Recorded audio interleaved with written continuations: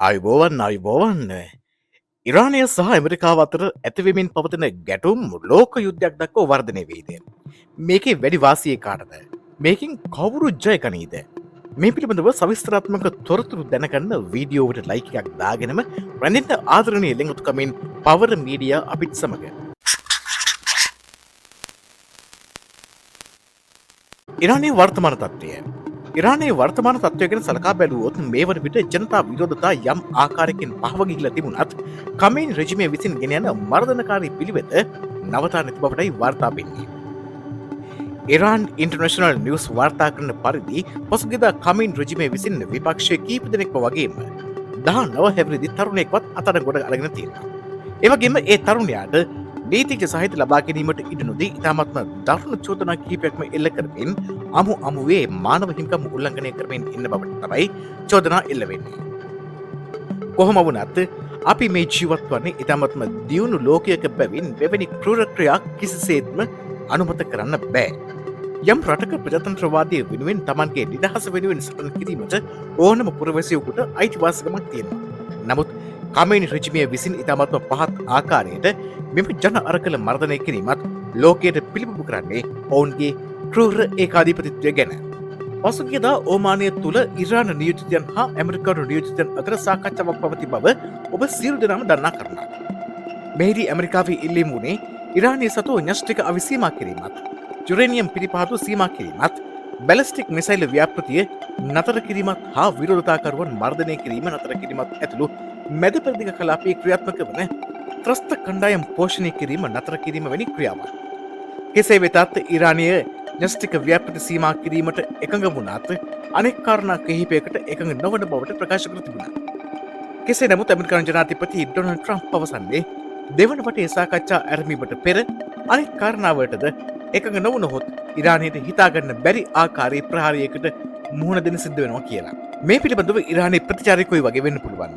යම් ආකාරයකින් ඇමරිකාව හා ඊශ්‍රායලය තමන්ට ප්‍රහාර එල්ල කළොතින් සතුරාට සැලකිය යුතු ප්‍රහාරයක් එල්ල කරන බවට ඉරානය පවසා තිබෙනවා.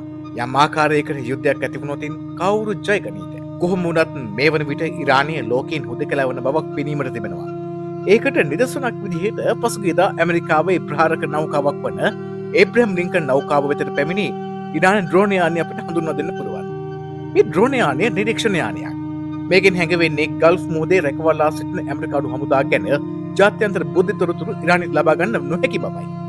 සාමාන්‍යයෙන් යම් කලාපයක් තුළ සිටින රටවල් බුද්ධ තොරතුරු හුවමාරු කර ගන්න බව ඔබ දැනටමත් දන්නවා. නමුත් ඉරානය ඔවුන්ගේම ඩ්‍රෝන යානා යවා මෙම තොරතුරු සොයා ගැනීමට තත් කිරීමෙන් අදහස් වන්නේ මැද පෙරදිග කලාපයේ කිසිම රටක් මෙම ඒකාධිපති කමෙනි රෙජිමයට සහාය නොදක්වන බවයි.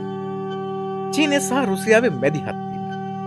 තත්ත්වය මෙහෙම වුණත් ඉරානය කලාපය තුළ තරමක් හුදෙකලා වුණත් ලෝකයේ දෙවන හා තුන්වන බලවතුන් වන රුසියාව හා චීනය ඔවුන්ට සහාය දක්වන බව ඔබ හැමදෙනාම දන්නා කාරණාවක්. නමුත් මේ සහාය පිටුපසට වෙන්නේ සැබෑ මිත්‍රත්වයමද කියන එක නම් තරමක් විතර ගැටලු සහගතයි. මොකද කියනවා නම් රුසියාව මේකට සහභාගී වීමට ප්‍රධානතම හේතුව යන්නේ යුක්‍රේනය සමග පවතින යුද්ධය. රුසියානු ජනාධිපති පුටින් යුක්‍රේනයට පහර දීමට ප්‍රථමව පැවසුවේ සතියෙන් යුක්‍රේනය යටත් කරගන්න බවයි. නමුත් ඇමරිකාවේ හා නේටෝවේ සහාය යුක්‍රේනයට ලැබීමත් සමග පුටින්ට එය සිහිනයක්ම පමණක් වුණ බව නොරහසක්. නමුත් යම් කිසි ආකාරයකට ඇමරිකාව ඉරානය සමග යුද්ධයක පටලවුණුතින් එහෙම යුක්‍රේනයට ඇමරිකාවෙන් ලැබෙන යුද ආධාර සීමා වෙනවා. මොකද ඇමරිකාවට සිදුවනවා තමන්ගේ රටේ හා ජනතාවගේ ආරක්ෂාව ප්‍රමුඛ කොට සලකා ඉරාන යුද්ධයට වැඩි අවධානයක් දීමට. මේ ප්‍රබලම වාසිය වෙන්නේ රුසියාවට. එනම් ඇමරිකාවේ අවධානය යුක්‍රේනයට හිනවීමත් සමග ඔවුන්ට ඔවුන්ගේ අරමුණු ඉටු කර ගැනීමට ඉඩ ලැබීම. අපි චීනය පැතර හැරුණොත් ඉන්නේම. චීනය බලශක්තිය පෝෂණය කිරීම සඳහා අවශ්‍ය ඛනිජ තෙල් සීට 90ක්ම සපයන්නේ ඉරානය. මේක ජාත්‍යන්තර සම්බාධක උල්ලංඝනයක්. කොහොම වුණත් යම් ආකාරයකට යුද්ධයක් ඇති වී හෝ නැති වී ඉරානයේ පාලනය ඇමරිකාව සතු වුණොතින් චීනය සතු මේ බලශක්ති යෝධයා පෝෂණය කිරීම ඔවුන්ට ඉතාමත්ම අසීරු වන බව නොරහසක්.